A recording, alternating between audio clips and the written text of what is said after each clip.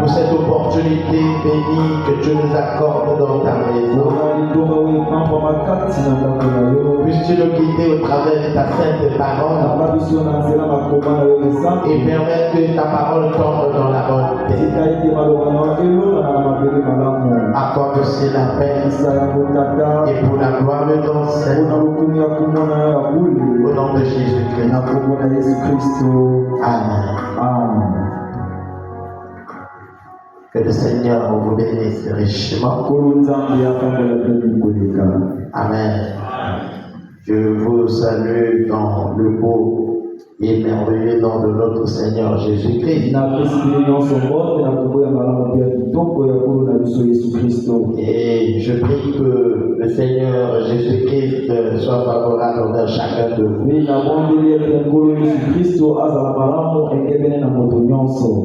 Qu'il écoute vos prières et qu'il en répande favorablement. Amen. Amen. Nous allons nous lever pour dire la parole de Dieu. Le livre de Matthieu au chapitre 7. Le verset 1er au verset 5.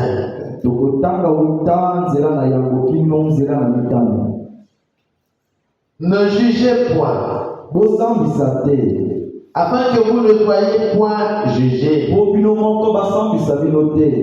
car on vous jugera du jugement dont vous jugez, et l'on vous mesurera avec la mesure dont vous mesurez. Pourquoi vois-tu la paille qui est dans l'œil de ton frère et n'aperçois-tu pas la poutre qui est dans ton œil? Ou comment peux-tu dire à ton frère, laisse-moi ôter une paille de ton œil, toi qui as une poutre dans le tien? Hypocrite, ôte premièrement la poutre de ton œil, et alors tu verras comment ôter la paille de l'œil de ton frère. Amen. Veuillez vous asseoir. Que le Seigneur ajoute la bénédiction à la lecture de sa parole. Je suis en train de continuer avec cette exhortation que j'ai intitulée les choses qui garantissent la victoire. Les choses qui garantissent la victoire. Et j'avais pris comme premier point le sous-thème ne jugez point.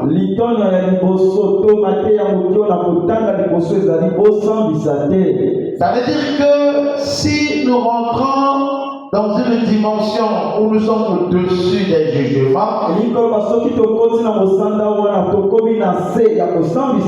au-dessus des jugements, c'est un des éléments qui va nous garantir la victoire. Pourquoi cela va nous garantir la avec toi. Parce que ça ne sera pas à nous de juger, mais ça sera à Dieu de juger. Si Dieu nous interdit de juger, ça veut dire que les jugements apportent un préjudice dans la vie ou dans la marche d'un chrétien.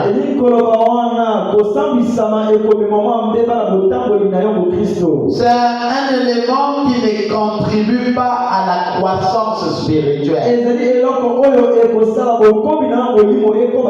Et c'est là que Jésus a dit, l'homme vous jugera du jugement dont vous êtes jugés. Et l'on vous mesurera de la mesure dont vous mesurez les autres. Ouais, que l'écriture que nous venons de lire ici, la Bible dit, pourquoi vois-tu la paille qui est dans l'œil de ton frère et n'aperçois-tu pas la poudre qui est dans ton œil? Ça veut dire que avant de regarder le défaut de l'autre, il faut d'abord que tu regardes le défaut qui est en toi. Avant de condamner l'autre ou avant de juger l'autre, il faudrait que tu fasses d'abord ton propre inventaire de ton intérieur. Que tu regardes si toi aussi tu n'es pas quelqu'un qui a un défaut quelque part. Nous avons une facilité de juger les autres. Ah, telle personne a fait ça. Oh, c'est un démon. Oh, telle soeur a fait ceci. Oh, c'est une païenne. Oh, telle personne a fait telle chose. Oh, c'est une dénominationnel. Ça, c'est des jugements que nous portons aux autres. Mais nous oublions aussi que si on nous fait passer au scanner spirituel, nous avons aussi chacun de nous un défaut. Je vous avais pris l'exemple de cette femme qu'on a attrapée en flagrant délit. Elle avait commis l'adultère. C'était un péché. Mais ceux qui l'ont amené devant Jésus, c'était aussi des pécheurs. Ce que cette femme avait fait, et ce que eux aussi faisaient, c'était tous des péchés. Mais pour eux, comme le péché de la femme était apparu aux yeux des gens, il fallait qu'on la condamne. Mais ils ont oublié que Dieu qui sort de les cœurs et les reins, il peut même regarder les péchés cachés. Ils l'ont mené devant Jésus. Jésus leur a dit, si quelqu'un parmi vous n'a pas de péché, qu'il prenne la pierre et qu'il commence à lapider cette femme le premier. Mais ils se sont rendus compte que eux aussi ils étaient des pécheurs. Et tout péché doit faire appel à un jugement. Et William Branham nous nous enseigne. Et c'est même biblique. Que Jésus s'est mis à écrire au sol. Et William Branham nous dit que chaque personne venait regarder. Et il lit ce que Jésus disait. Et c'est son péché que Jésus écrivait. Et lorsqu'il reconnaissait son péché, il jetait sa pierre et s'en allait. Et lorsque Jésus venait, il pose la question à la dame: mais où sont ceux qui te condamnaient? La dame lui dit: ils sont tous partis. Jésus lui dit: moi aussi non plus je ne te condamne pas. Va, mais ne pêche plus. Ouais, que là Jésus a amené la dimension du pardon. Et ceux qui avaient amené la dame, ils n'ont pas amené la miséricorde, ils n'ont pas amené le pardon, mais ils ont amené en eux l'orgueil. Ils voulaient montrer au peuple et à Jésus qu'elle est pécheur ou elle est pécheresse et nous sommes pieux. Oh, c'était une forme d'orgueil caché. Et c'est pour ça que Jésus nous enseigne. Il dit: ne jugez point. Amen. Mais pasteur, il y a une écriture dans le livre de Corinthiens qui dit que l'homme spirituel juge de tout. Et il n'est lui-même jugé par personne. Mais on a dit l'homme spirituel. Quand on dit l'homme spirituel, c'est l'homme qui est déjà à l'image de Dieu. Un homme spirituel est un homme accompli. Un homme spirituel, c'est un homme qui a l'esprit de Dieu en lui. Alors en ce moment-là, son jugement n'est pas humain. Il apporte un jugement divin. Et son appréciation n'est pas humaine. Ok, nous jugeons sur la base des opinions. Nous jugeons sur la base des préjugés. Nous jugeons sur la base des points de vue. Sur les sentiments. Ou un certain discernement. Mais toutes ces choses peuvent nous tromper. Et le véritable jugement, c'est le jugement divin. Amen. En fait, le Seigneur voudrait nous amener à sa dimension. Le Seigneur veut nous amener à son image et à sa ressemblance. Mais nous étions tous des pécheurs. Mais dans sa grâce et dans sa souveraineté, il ne nous a pas regardés pas seulement comme pécheurs, mais il a aussi essayé de prendre notre place. Et le jugement de Dieu est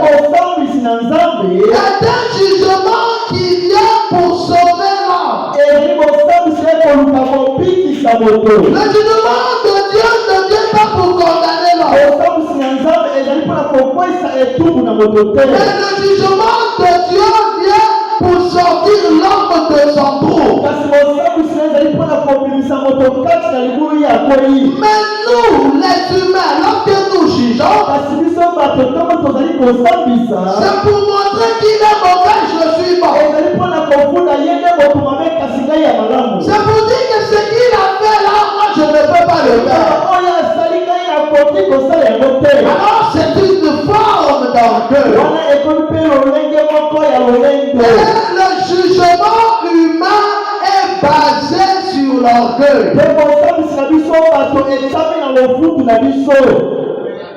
Amen. Je suis en train de parler sur ne jugez point. Vous savez, c'est très facile de juger.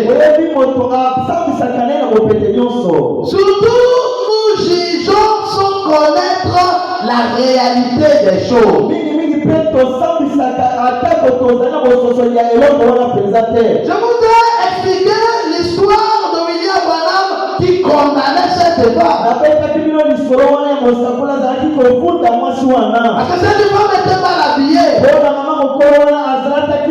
Parce qu'elle était répugnante. Parce qu'elle avait peut-être l'air d'une prostituée. William Branham se considérait comme étant saint. Et il regardait cette femme comme une pécheresse. Oh là, c'est une forme d'orgueil. Quand je suis arrivé, j'ai vu quelqu'un et elle n'est pas. Et penser comme ça, c'est oublier la grâce de Dieu. Ce que nous sommes, nous ne l'avons pas mérité. C'est simplement la grâce de Dieu, la miséricorde de Dieu, qui nous a placés là où nous sommes. Ce que je suis, cela peut être l'autre. Je n'ai rien de plus que lui.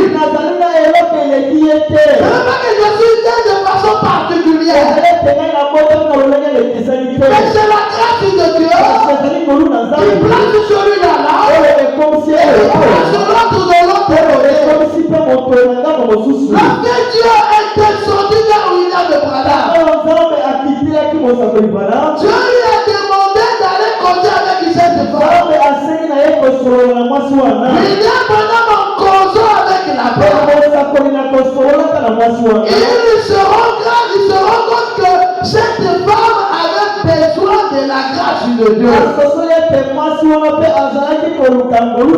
Elle avait besoin de quelqu'un qui lui parlerait de Christ. Ou quelqu'un qui lui apporterait un message de salut. Elle n'en avait pas. Mais en la voyant, tu ne peux pas connaître ce qui est à l'intérieur. Mais il ne faut pas condamner et juger les gens sur la base des apparences. Parce que lorsque nous condamnons, ou lorsque nous jugeons, nous ne connaissons pas la réalité des choses. Tu le condamnes, mais tu ne sais pas ce qu'il a vécu. Oh, mais cette femme est mauvaise. Mais tu ne sais pas les situations dans lesquelles elle a traversé. Tu ne connais pas les choses qui ont fait à ce qu'elle se comporte comme ça. Oh, le frère là, c'est un faux frère. Mais tu ne sais pas ce qui se passe à l'intérieur de son esprit. Ou de son âme. Peut-être qu'il est victime d'une pulsion satanique. Peut-être qu'il a été pris au piège. Peut-être qu'il est captif dans une situation satanique. ne savons pas les choses que quelqu'un traverse avant de les juger. Il y a des gens qui traversent des situations de manque. Il n'y en a pas. Bon, le frère n'aime pas partager. Mais c'est facile. Mais tu ne sais pas les situations qu'il traverse. Je ne suis pas en train de couvrir les égoïstes. Non. Il y a des gens qui veulent le partager, qui veulent faire quelque chose, mais ils traversent des situations où eux-mêmes ils ne s'en sortent pas. Et toi, tu as un peu. Et tu as l'impression que tout le monde est comme toi. Non. Nous traversons des situations différentes. C'est pour ça qu'avant de juger, il faut faire attention. Au besoin, va vers ta soeur. Ou va vers ton frère. Pour savoir pourquoi ton frère se comporte comme ça. Il y a des gens qui ont traversé des chemins qui les ont changés. Ils l'ont prostitué dans la route. Ils ont essayé de prostituer. Elle est démoniaque. Il va aller en enfer. Mais tu ne sais pas ce qui a fait qu'elles sont prostituées. Et ce n'est pas à toi de juger. Parce que tu ne maîtrises pas la réalité de sa vie. C'est Dieu seul qui sait pourquoi elle est arrivée là. C'est pour ça qu'il faut faire attention à nos jugements. Amen. Amen. Il y a des situations qui te mettent dans des positions où tu prends une décision qui est fausse, mais tu es obligé de la prendre.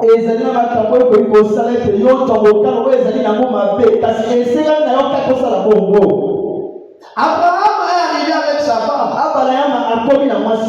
Sa femme était très jolie. Et il savait que cette femme-là, si je dis que c'est ma femme, ça va me créer des problèmes. Comme là-bas, pour prendre la femme de quelqu'un, il faut que le mari meure. Si je dis que je suis son mari, et que je suis vivant, et si le roi là est plus puissant, il va me tuer. Alors Abraham a menti, dit non, ce n'est pas ma femme, c'est ma soeur. C'était pas le mensonge. C'était pas un péché. C'était un péché. Mais ce péché-là lui a valu la vie. Et si tu viens me dire non, Abraham, tu es un pécheur torrenti. Lorsque Abimelech a pris la femme d'Abraham, Dieu est descendu la nuit là. Abimelech, considère-toi comme un homme mort. Demain matin, on va faire des funérailles. Mais Seigneur, qu'est-ce que j'ai fait? Tu as pris la femme de mon serviteur. Mais oh Dieu, tu sais que je suis un homme interne. Je ne ferai pas une chose pareille. C'est lui qui m'a menti. Il m'a dit que c'est sa soeur. Dieu lui a dit, restitue la femme d'autrui et le voir pour qu'il prie pour toi. C'est lui qui a menti et c'est aussi lui qui est juste. Et celui qui est juste est maintenant condamné. Abimelech voulait se prendre comme injuste. Je lui dis non, l'injuste c'est Abraham. C'est lui mon serviteur. Tu dois aller le voir pour qu'il prie pour toi. Et si vous regardez avec le jugement humain, vous allez mourir. Vous allez avoir une sentence divine. Si tu ne maîtrises pas quelque chose, si tu ne comprends pas la profondeur de la chose, sois loin du jugement. Et je pense même que le jugement ne revient pas alors. Même William Branham dit, je ne suis pas le juge. Moi, je ne suis pas le juge. William Branham n'est pas le juge. Et aucun homme sur la terre ne doit être le juge de son frère. Il n'y a qu'un seul juge. Et c'est Dieu seul. Et là, on ne juge point. Amen. Il y a des gens qui traversent des situations de la vie compliquées. Il y a parfois des chemins que d'autres empruntent où ils laissent presque leur vie. Il y a des gens qui font certaines choses à cause des douleurs accumulées. D'autres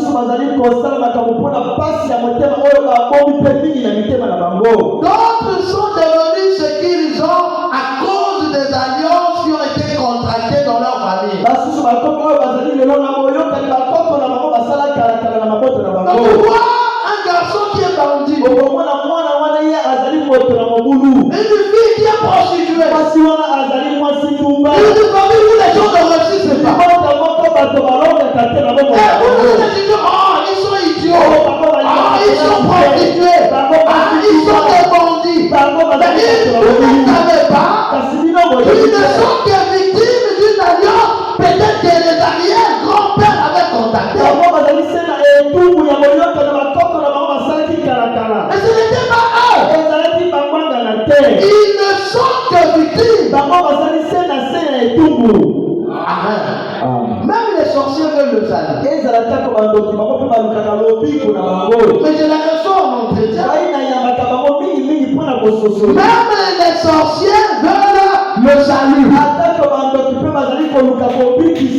j'ai l'impression, pasteur, moi je veux son être sauvé. Pasteur, moi je veux changer la vie. Pasteur, je n'arrive plus avec ces choses-là. Mais je me demande les sorciers. Mais parfois même la sorcellerie en question, ce n'est pas lui qui a contacté cela. Il est né dans une situation où il a été mis dans la chose. Et lui-même veut s'en sortir. Et pendant qu'il ne veut pas de la chose, pendant qu'il veut s'en sortir, toi tu viens le condamner en montrant comme s'il était coupable. Mais ce n'est pas lui. Il y a des jeunes de vie qui reçoivent les forces surrénales dans la rue. Ce n'est pas elle. Elle n'a que 12 ans. Elle a 10 ans. Et elle a déjà eu une sirène qui habite en elle. Mais ce n'est pas elle. Elle a été en contact de quelque chose qui l'a possédée. Et cette chose la tourmente. Elle veut s'en sortir. Elle veut lâcher ça. Elle veut abandonner. Mais toi tu viens la pointer de toi. Laissons Dieu juger les gens. Nous n'avons pas assez de clairvoyance et de discernement pour juger les humains. C'est pour ça que Jésus a dit, ne jugez point. Parce qu'il sait qu'un être humain ne pourra pas regarder tous les contours. Tu ne comprendras pas tous les contours de la chose. Tu auras une partie de la chose. Mais il y a des choses qui sont dans la dimension spirituelle dont vous ne maîtrisez pas. Oh, le pasteur a fait telle chose. Mais qu'est-ce que tu en sais?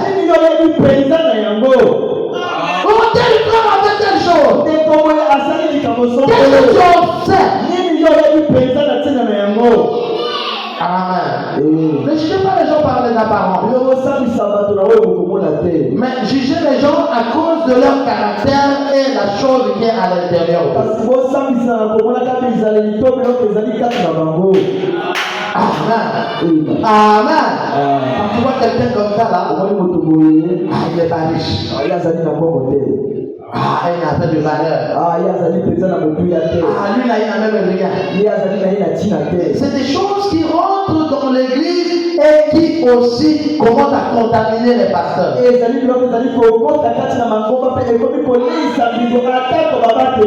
on juge maintenant les gens sur la base des apparences. Je reviendrai sur ça. Et je prêcherai sur ça. Amen.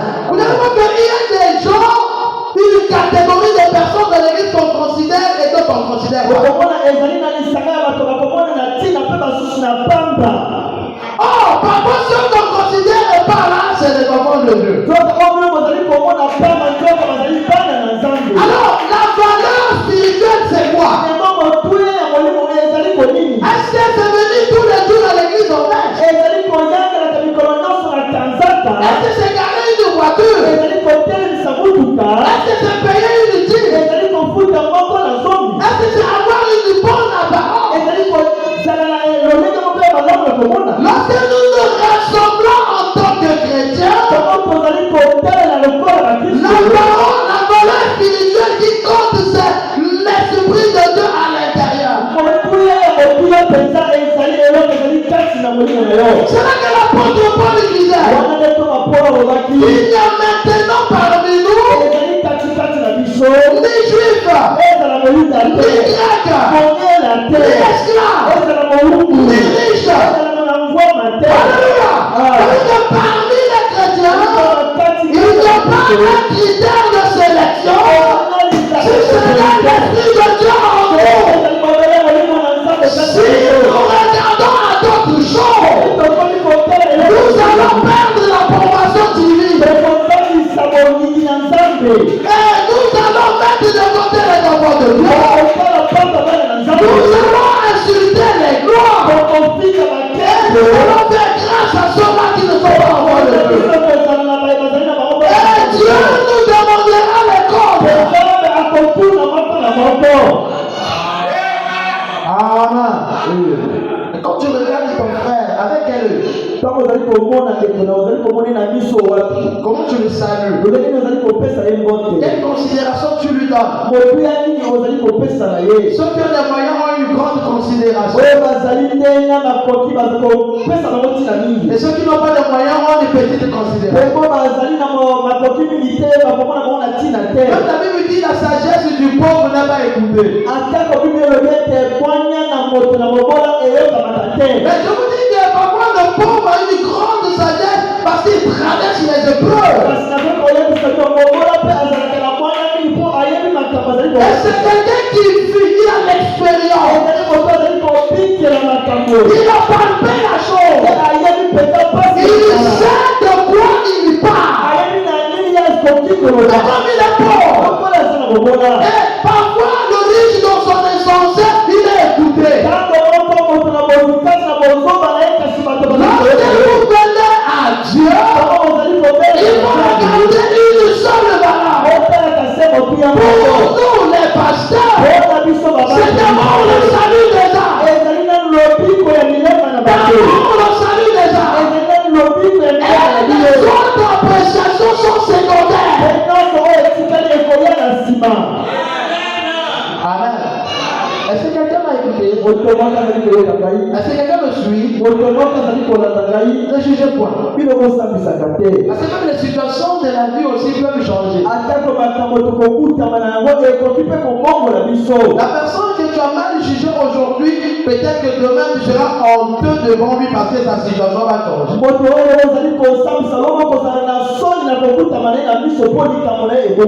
Aujourd'hui tu l'as piétiné, mais lui demain c'est la personne de qui détient même ton avenir. Le lendemain appartient à Dieu.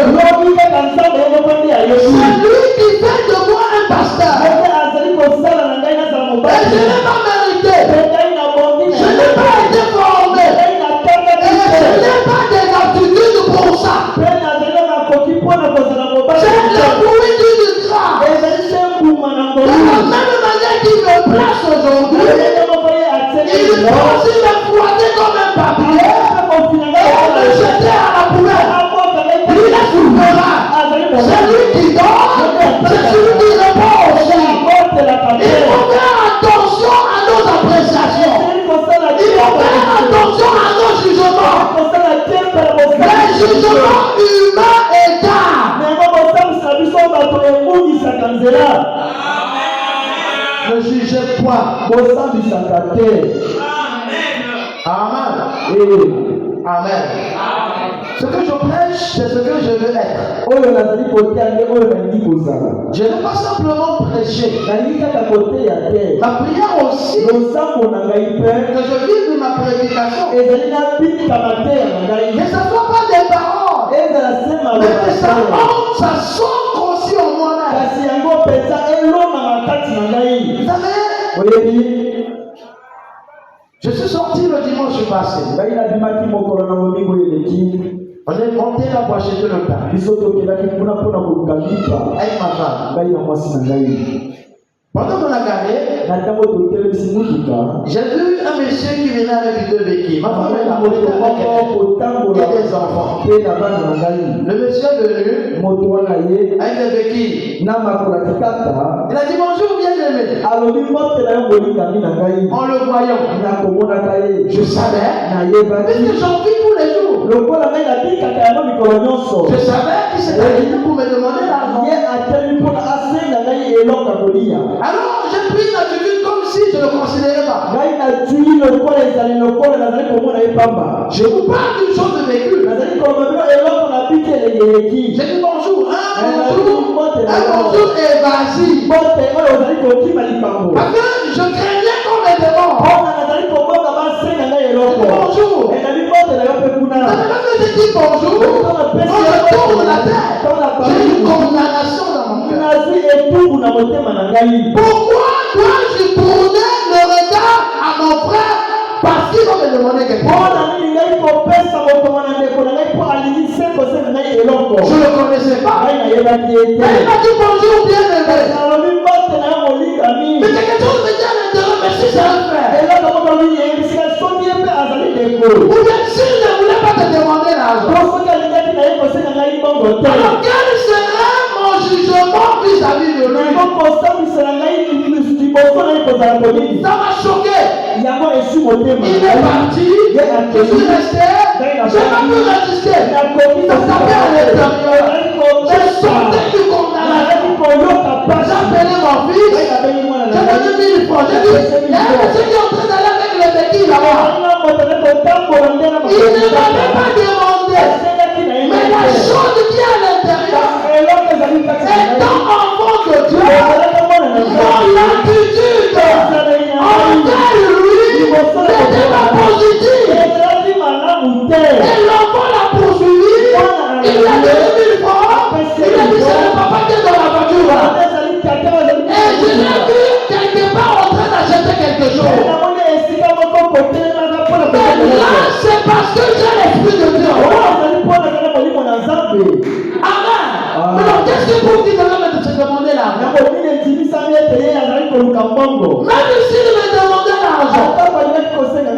Mais si on demande, c'est parce qu'on est dans le besoin. Un riche ne s'arrêterait pas pour te demander quelque chose. S'il te demande, c'est parce qu'il a besoin. Amen. Et nous sommes appelés à avoir des attitudes positives. Oui, que je prends l'exemple sur moi-même. Et ce que je suis, je veux l'être et je veux le transporter en vous. Je veux que vous soyez des gens changés.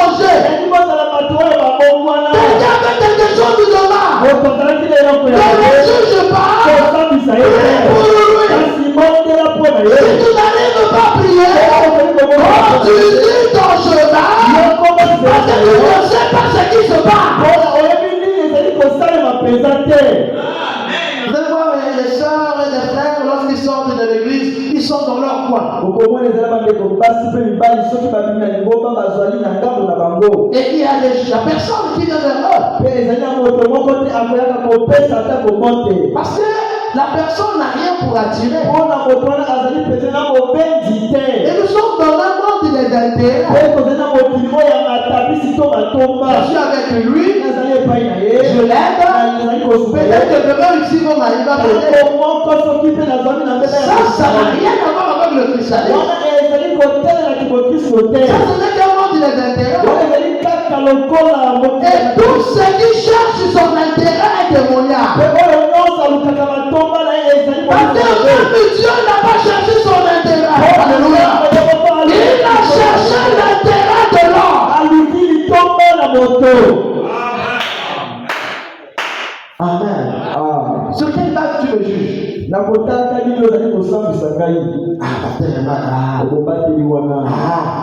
Qu'est-ce que tu en sais? Qu'est-ce qui te fait dire que ta pensée d'être un serviteur de Dieu là, c'est ça le chemin? Qu'est-ce qui te fait dire que c'est ça le caméra? Mais je vais te prendre l'exemple de Pierre, de l'apôtre Paul. La Bible dit que l'apôtre Paul a blasphémé. Il respirait même le meurtre et la menace. Et il torturait le peuple de Dieu. Mais en voyant ses œuvres, on pouvait dire que l'apôtre Paul était un démon. Mais celui qui persécute l'église de Dieu, c'est qui s'appelle démon. Jusqu'à ce que Dieu lui a dit que tu me persécutes. Un homme qui arrive à un niveau où il persécute le Créateur.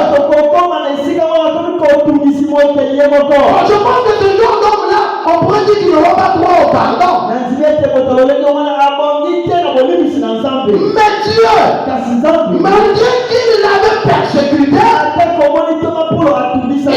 fait de Paul un apôtre et un messager particulier. Et l'apôtre Paul dit, Dieu m'appelait pour servir des disciples.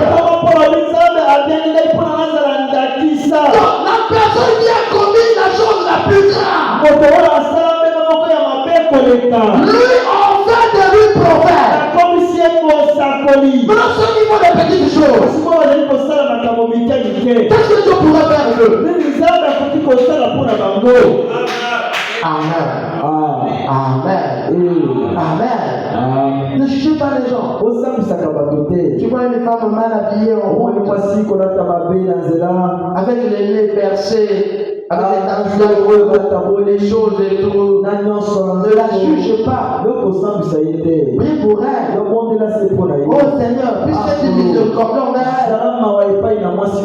tu ne sais pas ce qu'elle avait. Il y a des gens qui ont des situations de vie, s'ils se mettent à vous raconter ça, vous-même vous allez dire, oh Seigneur, merci pour ta grâce.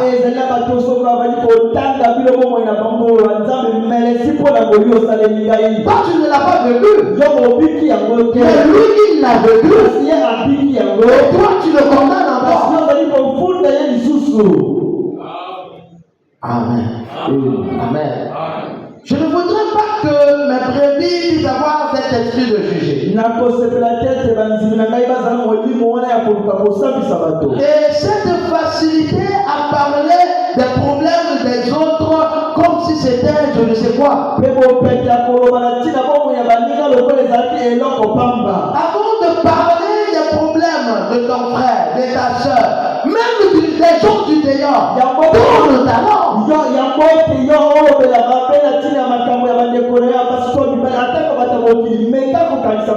Oh, c'est des fous. Ils sont là, ils boivent le Muganda. C'est des fous. Mais ça aurait pu être toi. Vous pensez qui dans la vie de l'être pour être sous là? masanga. Qui? Nani akoki kosepela? Oui, Seigneur, je l'ai fait pour moi.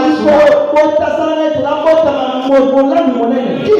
Nani? Qui vient du pauvre? Nani kobotama moto mobola? Qui vient du malheureux? Nani kobota mpona zala moto na pasi? Qui va avoir des problèmes dans la vie? Nani kokutama na makambo na bomoi na ye? Nous tous, nous voulons être heureux. Biso nyonso kolingi esembe. Mais se retrouve dans cette situation, c'est le diable. Kasi soki lelo bakutami na likambo wana ezali mpo Satana nde asali.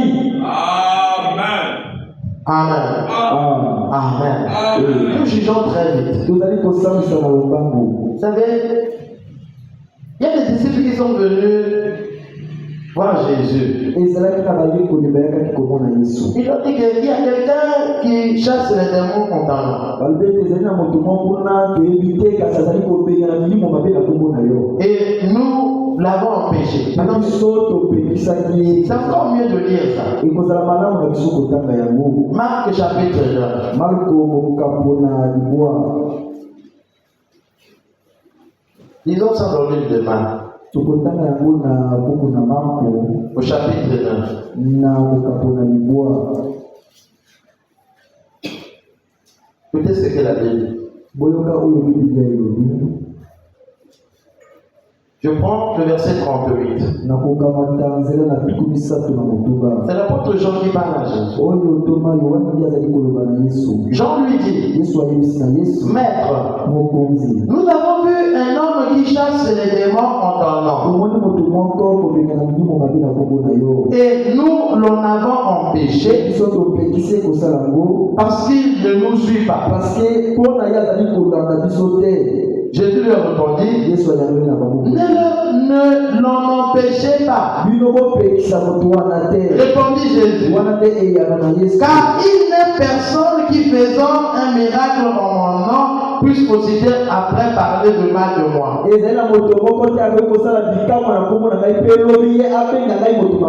voyez que Jean, il se dit que non, les gens qui sont dignes de faire le miracle au nom de Jésus, c'est lui quoi. Vous voyez que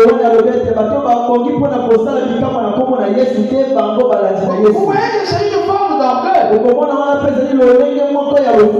c'est nous. C'est nous qui sommes dignes. C'est nous qui marchons avec Jésus, qui avons le droit de chasser les démons. Et donc lui, il n'est pas avec nous, non. Jusqu'à ce qu'il est parti, même lui, il faut plus chasser les démons. Comme si le pouvoir là était à lui. Et il y a des choses que parfois nous les humains, nous pensons que c'est à nous. Mais le ciel c'est pour nous. Mais c'est nous les frères du message. Mais qu'est-ce que tu en sais de la pluralité de Dieu? Qu'est-ce que tu en sais? Amen. Dieu n'est pas seulement le Dieu de Jean. Il a aussi le Dieu de cet homme qui a reconnu en Jésus le Messie. S'il chasse les démons au nom de Jésus, c'est qu'il a cru en Jésus. Le problème, ce n'est pas de marcher avec Jésus. Parce qu'il y a des gens qui ont marché avec Jésus qui par la preuve l'ont renié. Jésus a marché avec Judas. C'est parce que Judas l'a vendu. Mais entre Judas et cet homme, qui est mieux? Jésus est arrivé à un niveau, celui qui ne boit pas mon sang, ne mange pas ma chair.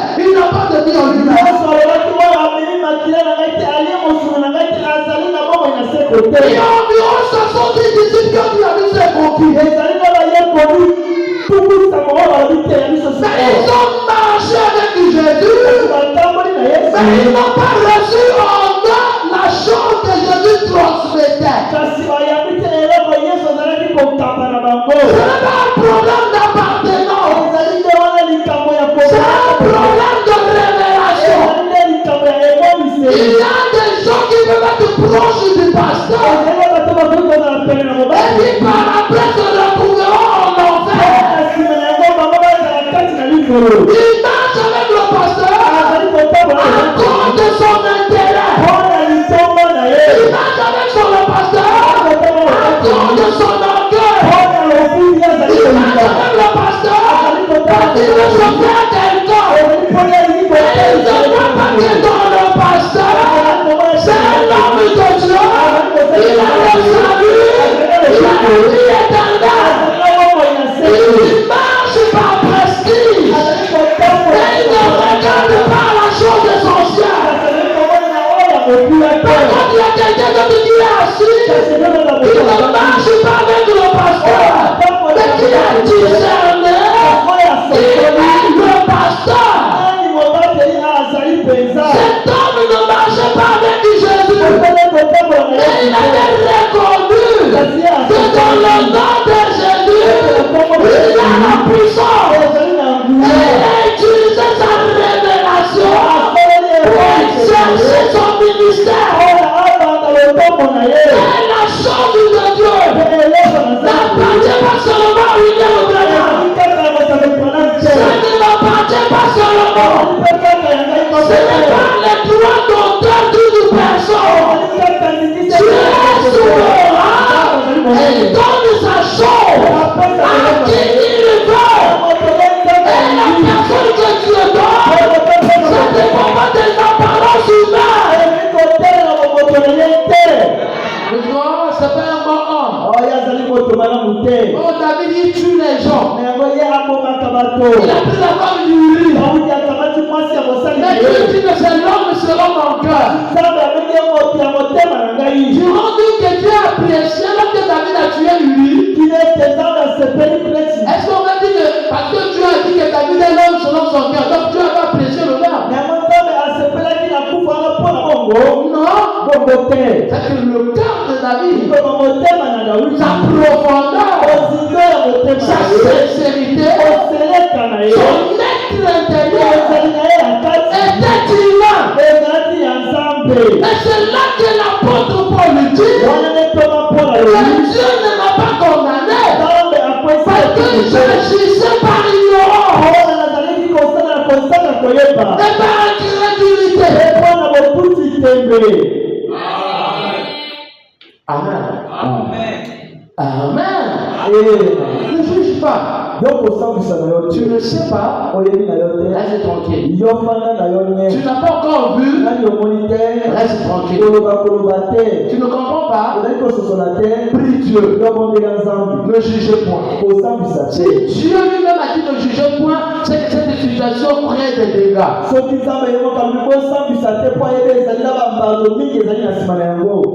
Amen. Vous savez, nous avons une facilité de jugement.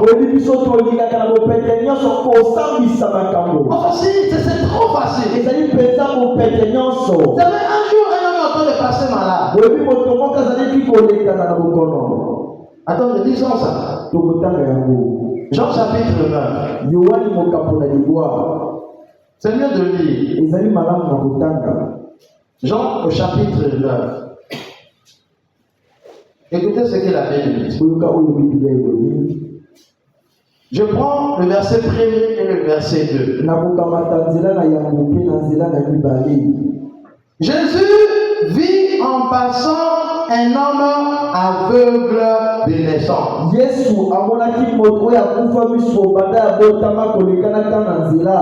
né aveugle. Comment Dieu peut être le Dieu de bonté, de miséricorde, d'amour, il laisse que quelqu'un puisse naître aveugle?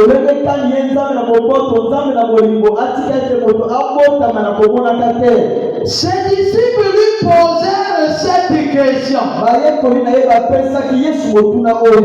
Rabbi, qui a péché? Cet homme ou ses parents?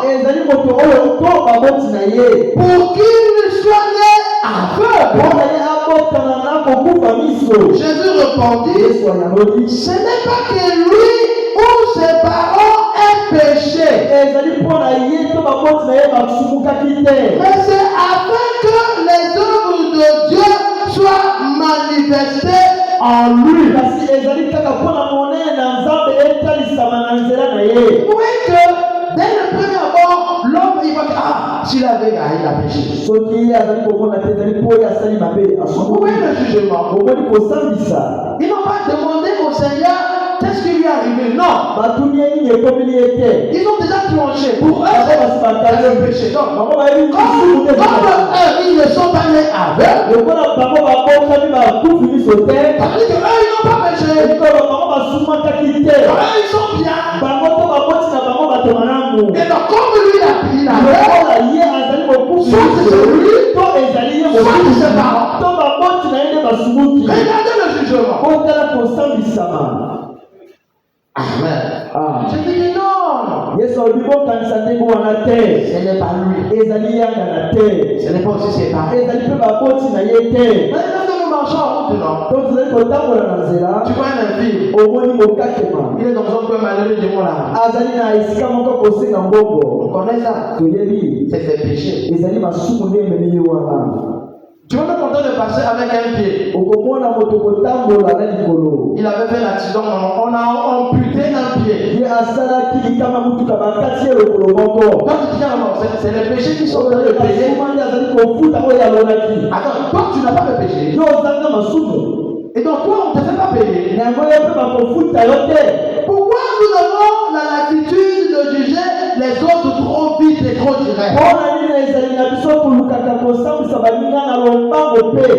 Tout châtiment n'est pas un péché.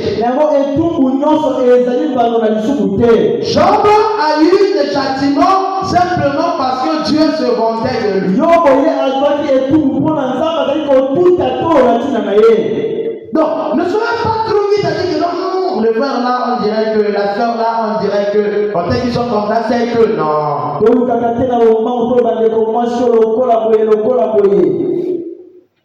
Amen. Juger quelqu'un, c'est ignorer la grâce dont nous bénéficions de la part de Dieu.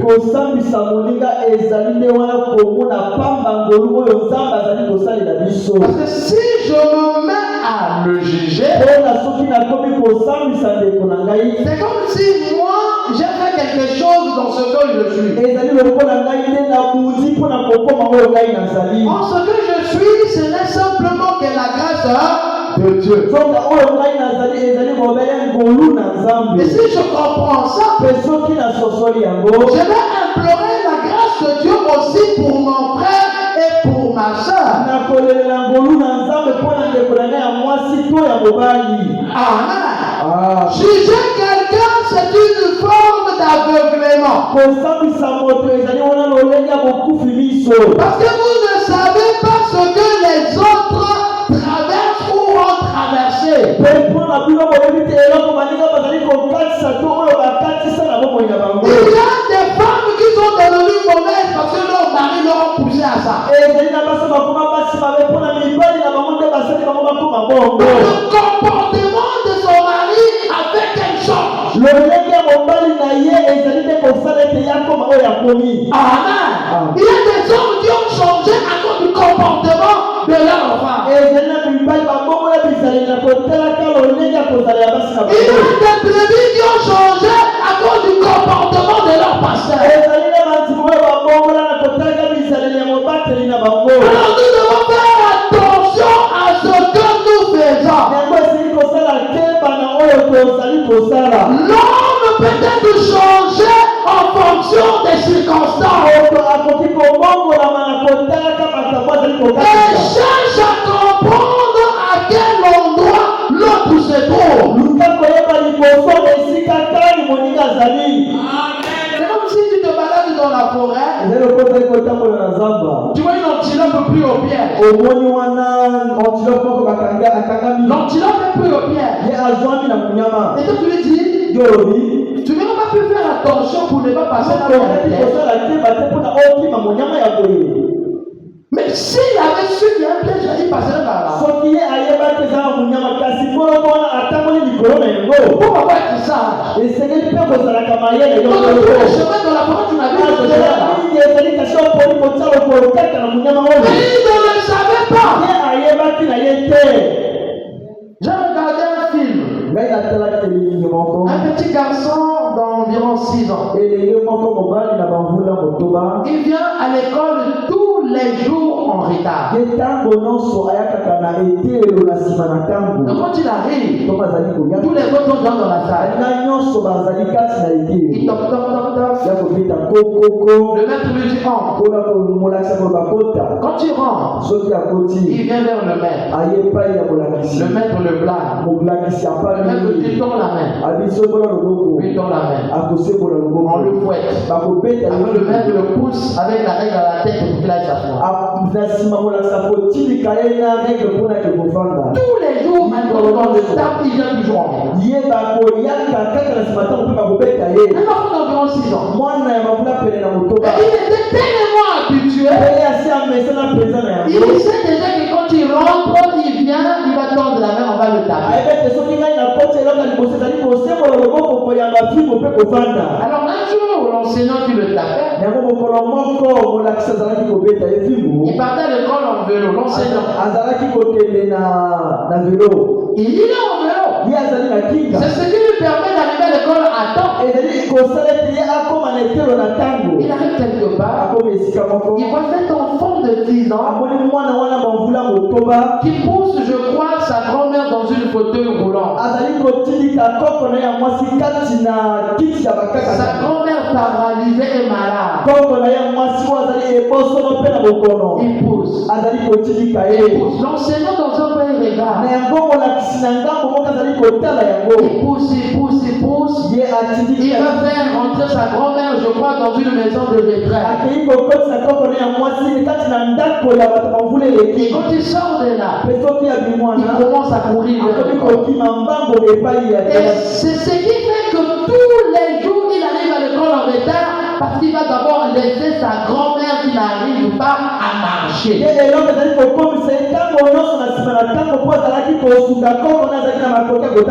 son enseignant le jugeait sans savoir par quel chemin cet enfant passait.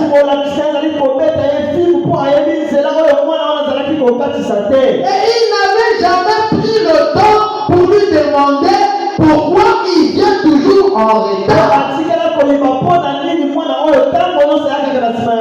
Et c'est souvent l'erreur que nous commettons. Nous ne demandons pas le pourquoi. Nous jugeons simplement et nous prononçons les sentences. Quand l'enseignant a fini de regarder, il allait à l'école. Quelque temps après, l'enfant est venu. Toc toc. L'enseignant dit entre. Il vient vers l'enfant. Il tend la main. Amen. Qu'est-ce que l'enseignant a fait? La même règle que l'enseignant tapait. L'enseignant a mis ça dans sa main pour que ce soit son tour à lui de taper l'enseignant. Parce que l'enseignant n'avait jamais compris que ce que l'enfant faisait était plus noble que ce que lui faisait.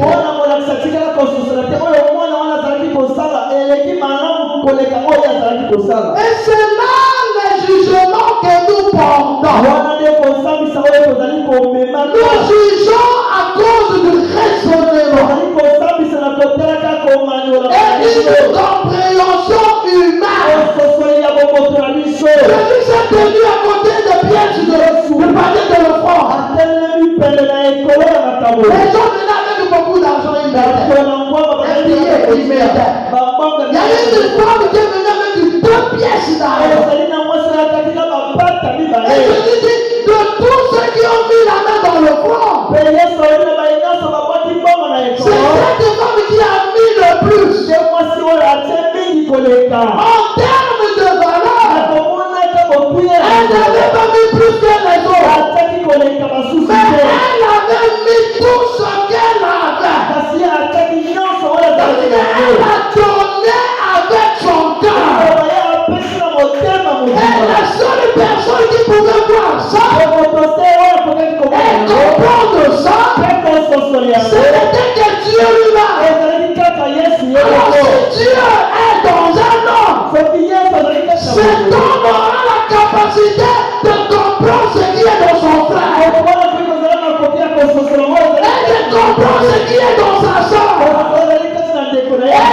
cet homme-là qui est appelé homme spirituel. Un homme spirituel, c'est un homme accompli dans lequel l'Esprit de Dieu agit. Il a en lui une puissance divine. Il ne juge pas par raisonnement, mais il juge par l'Esprit de Dieu. Cherche d'abord l'Esprit de Dieu. Et lorsque l'Esprit de Dieu rentrera en toi, tu comprendras les choses autrement. J'ai envie de prêcher jusqu'à demain. Amen. Comprends-tu ça? Ne juge point. Arrête de faire des jugements. Parce que tu es ignorant. Tu es limité. Tu ne comprends pas les tenants et les aboutissements. Oh, c'est dans le produit du mauvais fruit. Mais peut-être que c'est l'endroit où il est planté, il n'y a pas de fumier. As-tu mis du fumier pour attendre de bons fruits? Amen. Ça, je prêche d'abord pour moi-même. D'abord moi-même. Je veux que ça se fasse cher.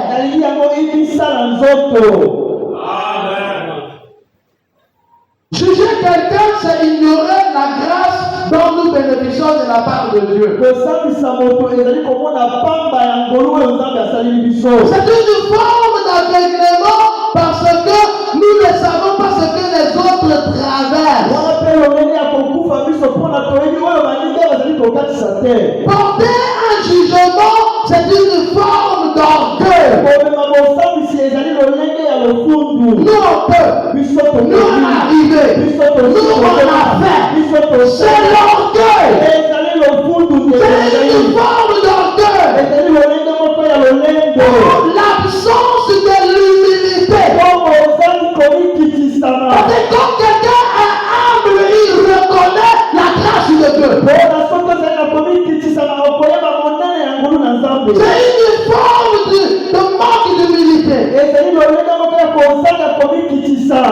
compassion. On n'a pas pitié des autres. Nous ne voulons que le ciel pour nous-mêmes. C'est un manque de compassion. C'est un manque d'humilité. Lorsque nous jugeons les actions et les choix des autres, et Jésus a dit, ne jugez point.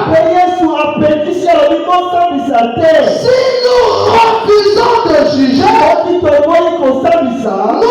ouvrons la voie à la miséricorde. Est-ce que quelqu'un a compris ça? Si je ne juge pas mon frère, ça veut dire que je lui accorde la miséricorde. C'est-à-dire que je suppose qu'il est mortel.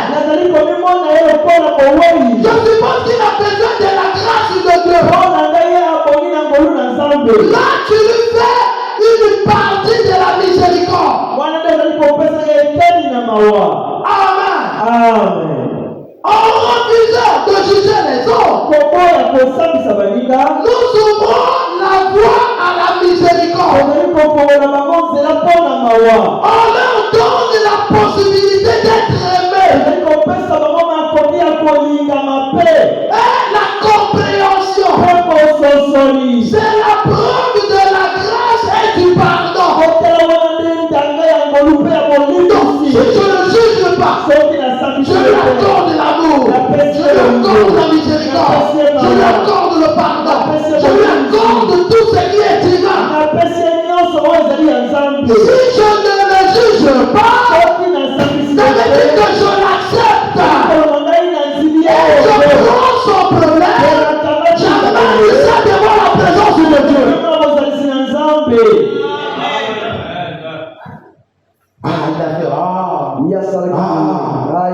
Mais puisque c'est déjà comment tu prieras pour lui? Nous tous, nous avons les défauts. Amen.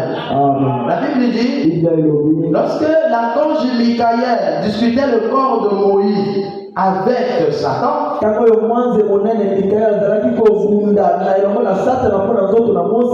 Bible dit, il ne portait pas envers lui des jugements injurieux. Mais il savait que c'est un démon. C'est un être humain. Il peut dire démoniaque. Mais il savait qu'il était mauvais. Mais il ne l'a pas jugé. Et il a dit que l'Éternel te réprime. Et ton jugement. Reviens à Dieu de le faire. Amen. Ne jugez point, afin que vous ne soyez point jugés. Amen. Je prends 5 minutes, je prends le livre de 1 Samuel au chapitre 16.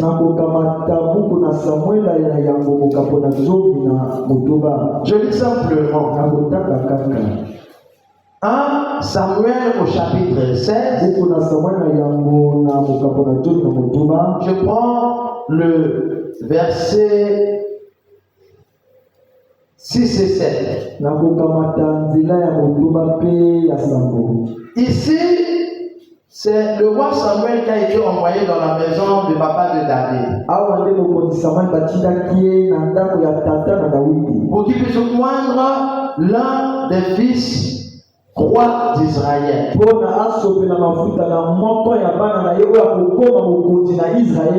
le prophète avait déjà un jugement.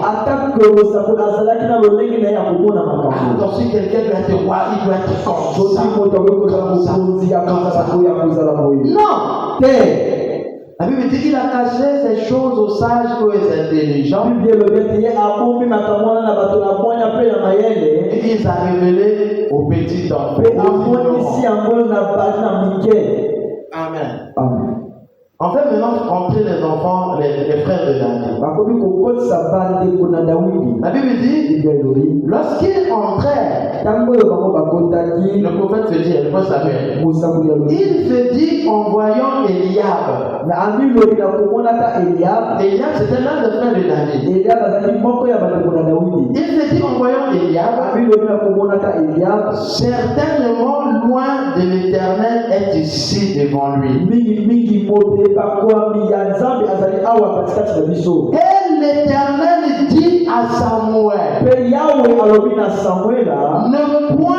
ne prends point garde à son apparence et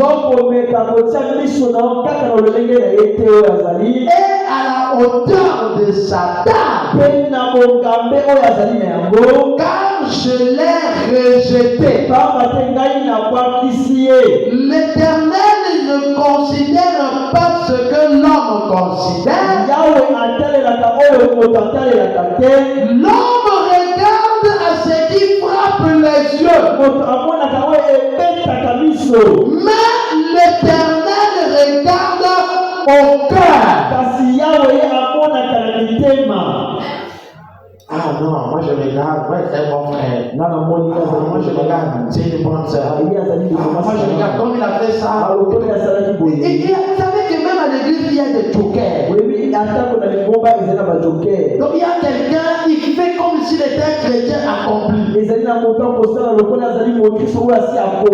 Alors qu'à l'intérieur de lui, c'est un païen à son chaud. Donc lorsqu'on regarde des frères qu'on doit même choisir à l'office, c'est lui. L'homme regarde aux apparences. Mais Dieu regarde au cœur. Alors comme nous, les humains, nous n'avons pas la capacité de regarder au cœur, évitons d'apporter les les jugements. Alors ne jugez pas. C'est ma prière. Ma prière ce soir, c'est de dire à Dieu, donne-moi les capacités de ne pas apporter les jugements sur mes frères et sur mes sœurs. Et que le tour revienne à toi. Et que la gloire te revienne. Ne jugez point. Pour que vous ne soyez point jugés. Amen. Amen. Amen. Que le Seigneur vous bénisse.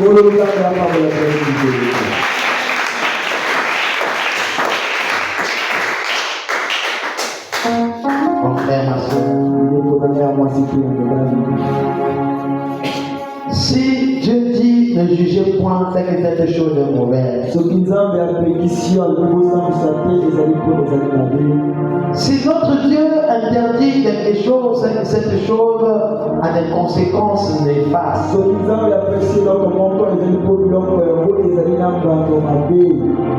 Alors faisons attention à nos jugements. Alors que nous allons rentrer en prière, que quelqu'un dise à Dieu, Seigneur, c'était ma nature. J'avais trop l'esprit critique. J'aime trop juger.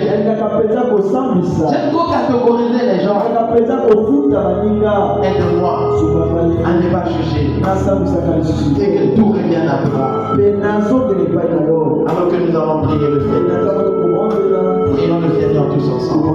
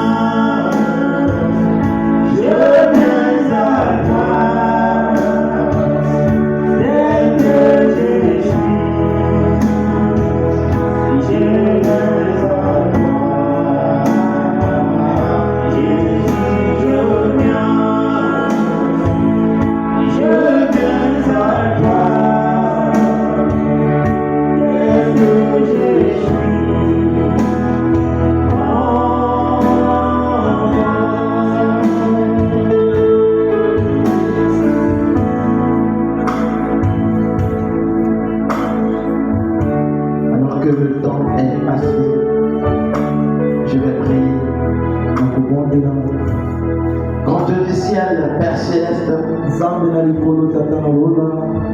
nous ne voulons pas que la prédication de ce soir soit une simple prédication, mais que ce soit pour nous une vie véritable. Nous te prions. Nous te demandons que ces paroles qui sont sorties rentrent à l'intérieur de nous. Que cela ne quitte jamais notre être. Que l'esprit du jugement nous guide. Et que tout jugement te revienne. Enlève-nous toute forme d'orgueil, de la vantardise. Accorde-nous l'humilité afin d'accorder la grâce aux autres, la miséricorde, le pardon.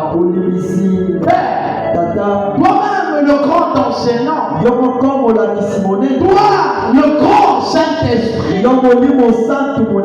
ouvre-nous ton entendement spirituel et rentre à l'intérieur et vis toi-même ta parole. Change-nous, transforme-nous. Alors que nous allons devoir rentrer à la maison, nous consacrons notre retour à la maison entre ta main et sous ta protection divine. Bénis les dîmes et les offrandes. Et si un lendemain, Seigneur, garde-nous dans ta présence. Au nom de Jésus-Christ, notre Dieu et notre Sauveur. Amen.